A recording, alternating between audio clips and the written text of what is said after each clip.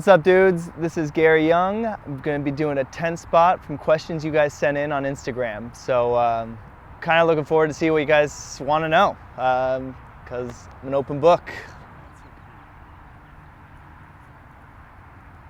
Actually, the last couple years, I've been switching up my PSI. For the longest time, I rode like 90. 90 was like, didn't matter what I was riding. And then I started to kind of see how helpful it was to run like a lower PSI while riding street. Just felt better on these bones. So when I'm riding street, a lot of times I'll run like 50 to 60. And then depending on what kind of ramps I'm riding, if it's something like where you need like a ton of speed all the time, I'll still run like 90 to 100. But otherwise it'll be like 80, 75, somewhere in there. With the bigger tires, I noticed that if I can run a little bit less PSI and it still feels pretty good. I don't feel like the wheel fold that you get with a smaller tire. Having like the bigger tires, it's definitely like been cool to like feel like, oh, I kind of got away with this because of my tires being a little bit lower. You get more flats with a low PSI, especially like doing like spinning tricks, landing at like 90, but it's also more forgiving because you can kind of give it away with more because of it. My favorite burrito is in Carlsbad. It's called Rudy's. It's a little bit smaller. It doesn't have like the size of a lot of the other burritos, but the taste, oh, so good. They do a shredded chicken with guacamole, and they do not skimp on the guacamole at all at Rudy's. So, yeah, that would be my choice. If I had to choose one burrito, that's where I'm going right after this.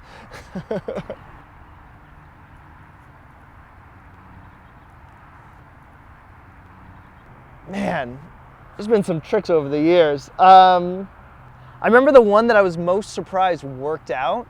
Like, I didn't practice it too much, so when it worked, I was like, oh, like that worked out way better than I like had even hoped for. I was doing a lot of downside tail whips at the time, just on dirt and stuff, and like left hips. And I was at the Worlds in 2004.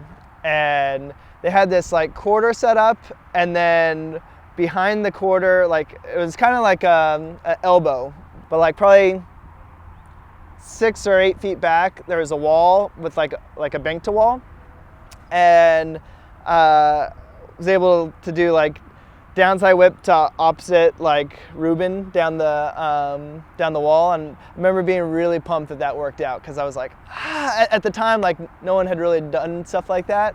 And when it came to like, when I saw the setup, I was like, oh, that could work. I rode like dirt that weekend too, and there was a left hip, and I was like really just trying to like get steep, like catching the tail whips and like seeing if I could like really control it to make it work. And it worked first try. Like, remember being very stoked, like, well, I can't believe that worked out. All right, let's keep this going.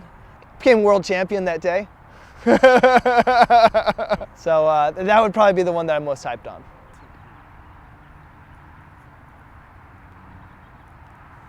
Oh, yes, there is a trip, Chopstick Charlie, that has haunted me for years. We ended up putting it in a video, and probably shouldn't have done that. Like, looking back, it was one of those where like I was really hyped on it, and I'd pulled like, I guess let me go back.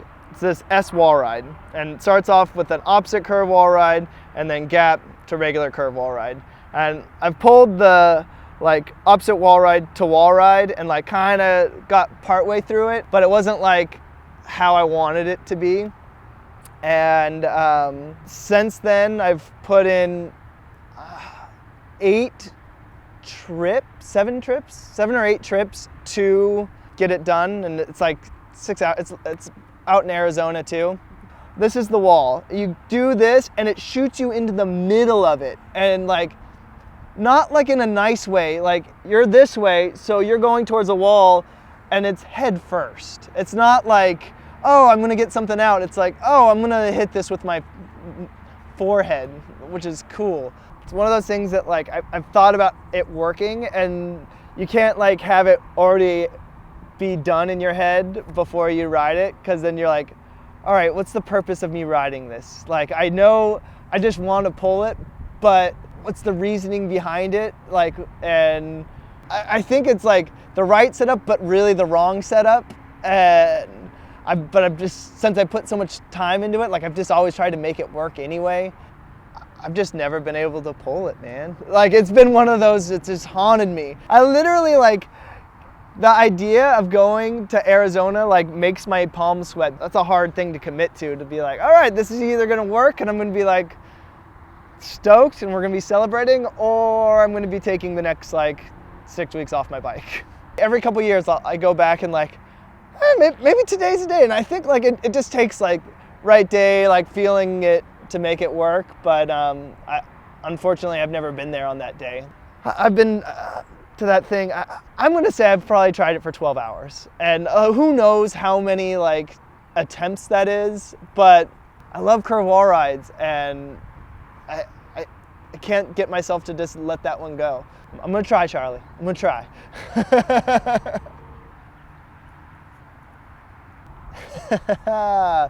Oh, Corrigan. Yeah, I donated it, so it's fine. Yeah. Backstory to that, I recently had lost my phone, and my best friend lost his phone. I'm in Italy. This dude like legitimately opens up his jacket, like, and it's like, hey, you want to buy a phone? And I know better. Like, you don't buy things from the dude with a jacket. And I'm like, yeah, I do, because like I don't have a phone, and that'd be awesome to have that phone. Like, knowing full well, like, it's either like a fake iPhone or like maybe it was stolen. I don't know. Whatever the case, like, I shouldn't have been buying it. And he's like, oh, I'll sell it to you for like, no, he didn't give me a price. And then he like puts it in my hand, and then he like, oh, and I have another one and an iPad, and like hand me all this stuff, and I'm like, just surrounded in electronics, and I'm like, all right, and like everything like seems to be working, and like it looks the part. And I was like, how much? And he's like, it's gonna be 200 euros. And I was like, I don't have like that many euros. And like I'd won a contest, and I had like some prize money, and I think I had like 190 in euros. It just happened to be like in my pocket, and I was like, would you take this? And he's like, okay. And like as we're like doing like the negotiation, he puts it in this orange zip thing. So the two phones and an iPad in this little container. While I'm getting the money out, his buddy comes and brings him another bag that I don't see, and he takes the orange bag and he puts it in a plastic bag, like just like a shopping bag, and didn't really think anything of it. He hands it back to me, and like it was seriously the amount of time that like to get my wallet to give him the money, like, and I had like probably 6 people with me, and they didn't see it either. And so I give him the money, I get the 2 phones and the iPad, off we go on our way. And I didn't bother to like open up the bag, because like I'd already like played with them, and like it's like, all right, well, like these aren't gonna work, or like the battery's gonna be dead or something. They're not gonna work. But so we get back to the van, and everyone's like, all right, open it up, and there's kind of like some excitement. I'm like, it's not gonna work. Like I got ripped off, but I don't know how yet. And open up the bag and unzip the pouch, and it's just this metal sheet.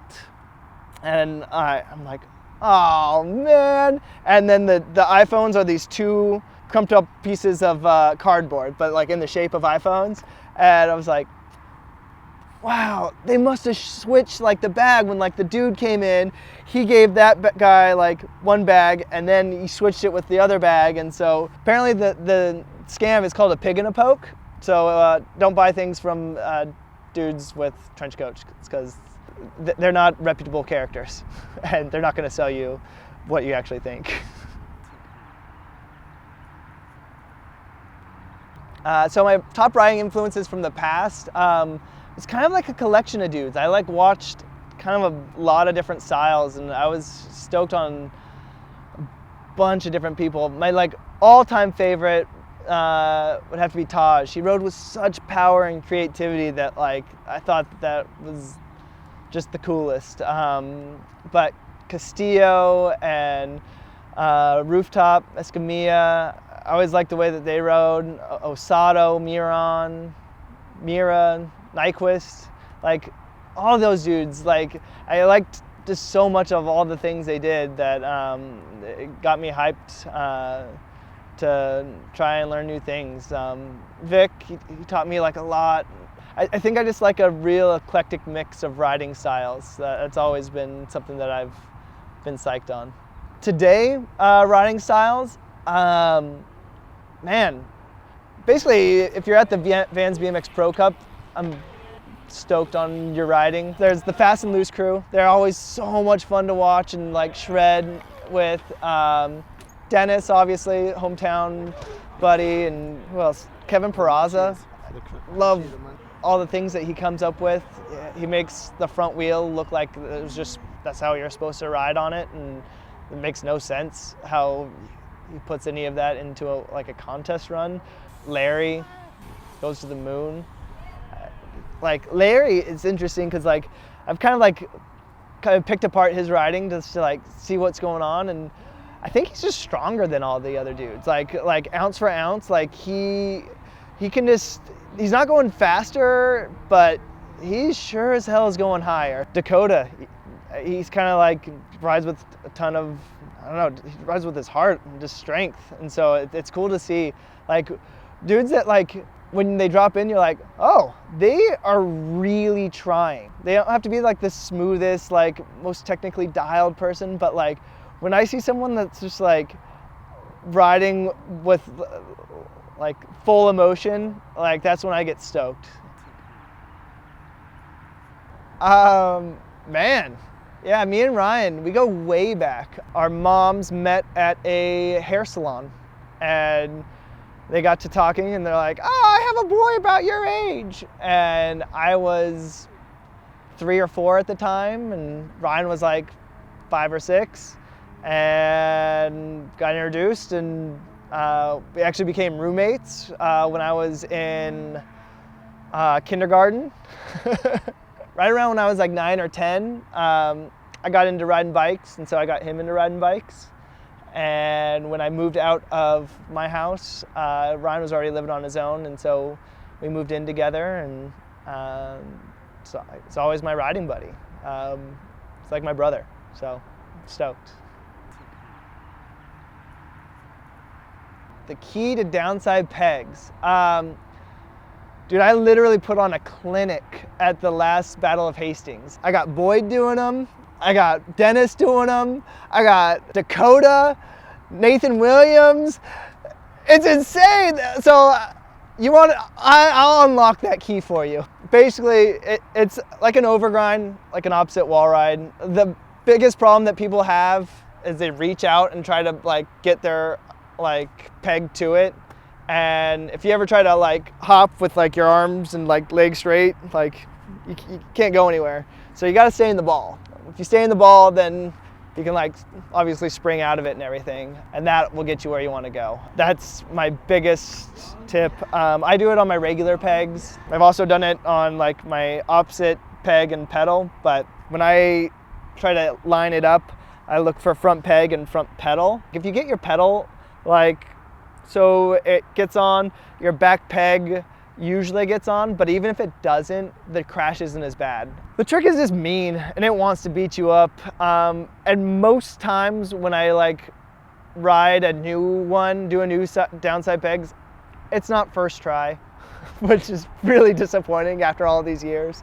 Most of the time it's like, oh, all right, I have to work for this one, thanks. And then like after a while, like it lets me pull it. But yeah, that's my tips. I was racing. I was at Kearney Moto Park, and me and this kid crashed in a berm, and we had like the uni seats, really small seat, like because I was 10 at the time, and his handlebars got caught on my seat, and instead of like waiting for him, I just took off with his bike, like tried to get through to the finish line and like dragging his bike behind my bike and trying to pedal, and it was a mess. So that became Scary Gary Young. It hasn't stuck in recent years. There's a couple people that like still drop it every now and then, but I don't know. It's funny. Probably a tabletop. It's the best trick to do. When it folds right and everything, and you can just hold it and just stay in it until like right before you land, you just can't beat that feeling. I feel like I go higher when I do a tabletop than other airs, and yeah, good old classic tabletop. That's my favorite air trick. It's probably just my favorite trick. Just put that anywhere. Like, thanks for tuning in to my 10 spot. Thanks for the questions. Peace.